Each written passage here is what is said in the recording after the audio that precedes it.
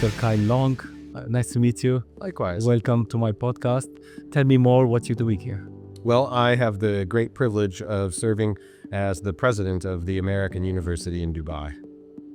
That's amazing. It is amazing. It's a wonderful place. We are now celebrating our 30th year at the university, and by global standards, that means we're a pretty young university, but by local standards, it means we're one of the first movers. We're one of the oldest universities in the region. We're the first American university in the Gulf region, and it has meant that our stakeholders expect a lot from us in terms of innovation and high quality education, and it is just a phenomenal place to be. Yes, of course. Let me break the ice. Do you know Ali Abu Saab? Of course I know. I know him because he is my neighbor. He lives right next to me. Yeah, he is the founder of our university and executive vice president, and has been a great contributor not only to our university but to the higher education sector in the UAE, but back in Lebanon as well. Yes, exactly. He took the political. That's right. Do you have that ambition? I do not have that ambition. I'm serving out my ambition right now. Very few people are privileged enough to attain their dream job, and so now that I have mine, I'm holding on to it. It's the end all and be all for me. This is the great privilege of a lifetime. Definitely. Serving in education and empowering all these generations is such an honor to everyone, honestly. You said it perfectly. Yeah, took the words right out of my mouth. Thank you.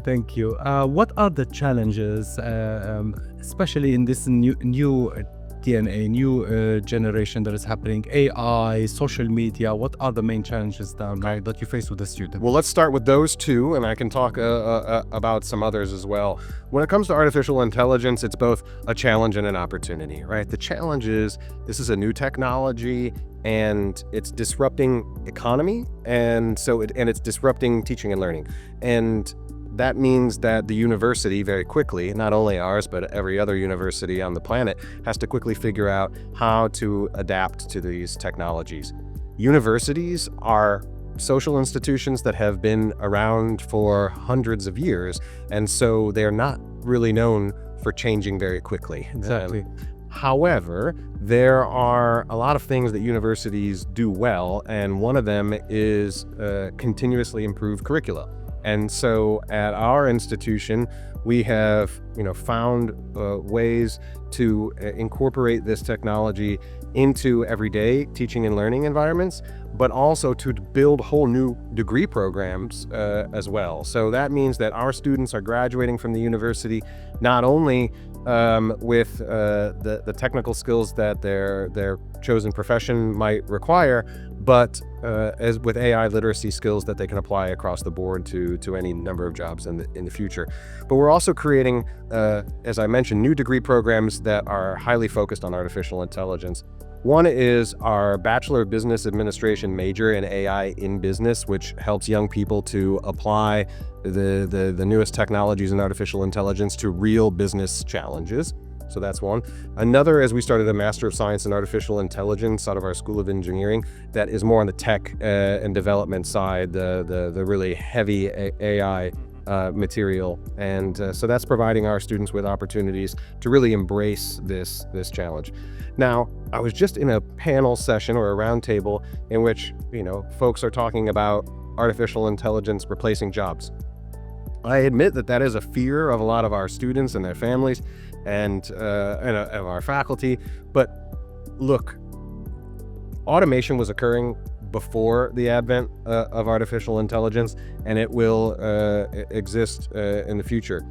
Jobs likely will go away, but new jobs will appear in their stead. The challenge for a university then posed by artificial intelligence is how do you educate young people for a future that you can't envision, predict, right? Can't predict. The Moore's law says that the power of computing will double every 2 years, and we're really finding that to be the case. And that means that technologies emerge, and then 2 years later they're obsolete. And so what do you do with young people in a lot of times a 4-year degree program? What you have to do is you have to provide them with the skills that are future-proof, that have been proven to be endurable regardless of what sort of technology the market is going to demand of you. These are things that we often describe as soft skills, right?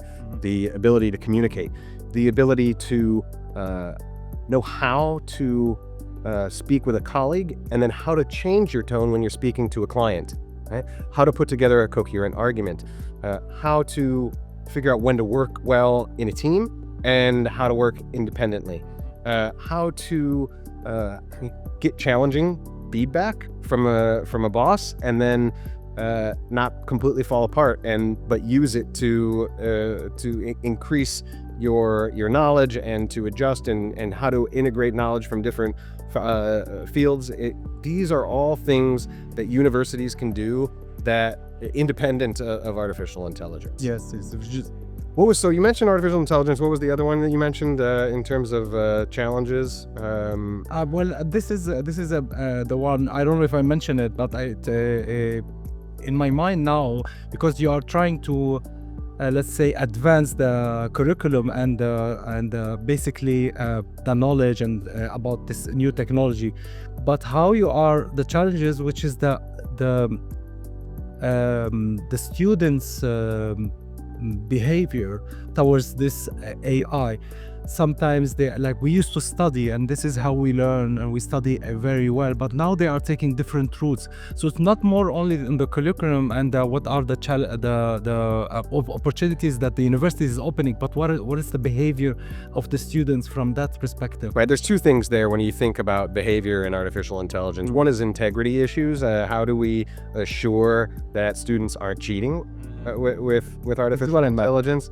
Is one of those issues. And the other issue is critical thinking. All right, how do we ensure that students don't just outsource all of their thinking to a machine and that they're actually developing skills themselves?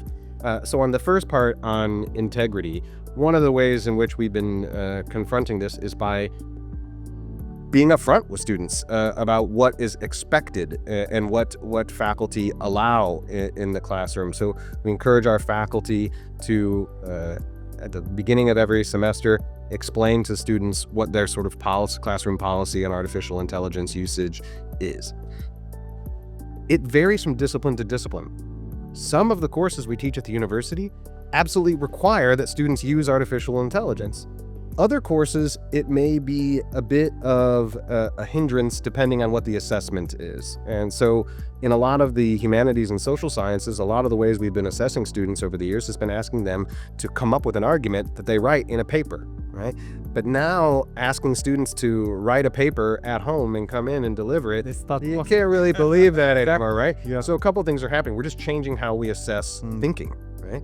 One of the ways in which we're changing that is we're doing more oral presentations in class. So yeah, ChatGPT can write your paper for you, but can you deliver it to your classmates coherently and understand what it means and be able to react in real time to some questions about your argument? So that forces students to really think through their arguments a little bit more. Another thing that's happening is some classes are kind of going old school and doing blue book exams again and requiring students to do that work in class.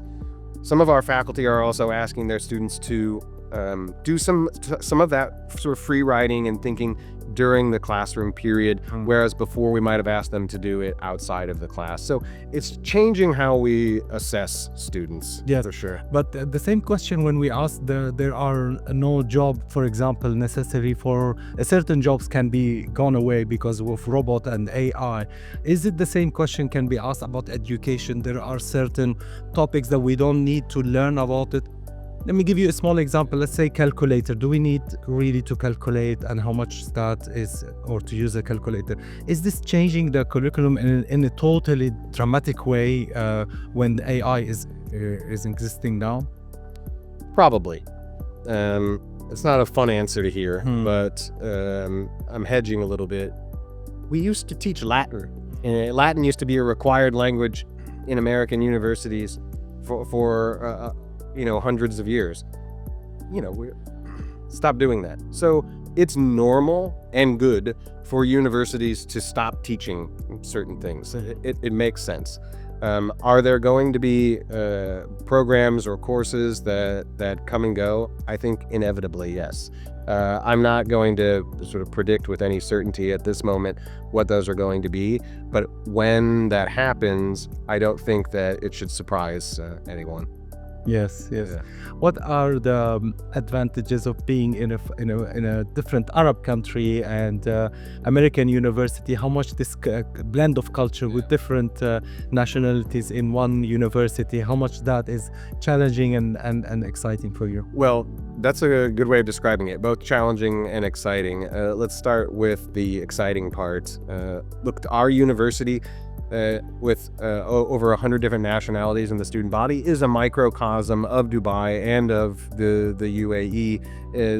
Our diversity is a real strength, and it means that we are a very cosmopolitan global place. And this is not only a strength, but it's a sort of a core value. The idea of global mindedness, of bringing to the university your own national perspective, but also contributing to this place ideas that transcend national values.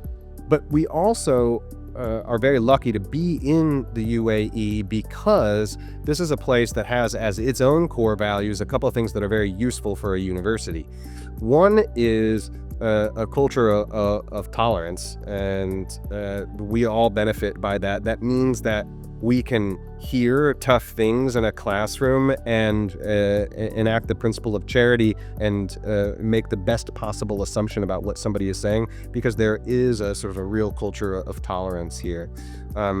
Another thing that the UAE makes very possible here is innovation. Right, this country is built in many ways around the concept of innovation. The idea of continuous improvement is baked into the national character of this country, and therefore it rubs off on us as well. And at a university, that's what you really expect and what you really benefit from, is that hope that you can always be improving. Yeah, to change the mindset also of everyone, that everything is possible.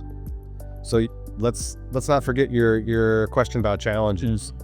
You know, diversity is so important. We all get better through exposure to diversity, but we shouldn't kid ourselves that it's easy to do always, right? If you grow up in an environment that is more homogenous and you come from a really strong culture, when you have your first experiences with difference, they can be unsettling. And so we have a campus full of young people who are oftentimes encountering real difference for the first time. National, cultural, socioeconomic difference, religious difference for the first time. And so helping young people to navigate those encounters responsibly is a challenge. We have a residential component at the university where probably about 1 in 5 students lives on our university campus, and that means they're often living in a space on campus in a residence hall with somebody who's completely different from them, maybe grew up in a completely different part of the world. Yeah. That can create some friction sometimes, but ultimately it's one of those experiences that you have that leaves you better off, and those kinds of encounters are the ones that alumni tell me about when they come back after 20 years and they say, I grew up in Jordan, but I had a roommate from the Philippines and we had a really hard time communicating for first semester, but now we're best friends, decades later. So that kind of thing happens at our university, and it's wonderful. Yeah, exactly. It's wonderful, and I think that's Dubai. It's just like it's a reflection of Dubai with many nationalities and the differences and it's exciting and challenging as well. That's right. But the point of really giving us always the hope and the motivation to invent. This country is always set the bar high, so we are always excited. There's no limits for our dreams. Dr. Kyle, thank you so much for being on the podcast, and you're welcome. My great pleasure. Thank you for having me. Thank you.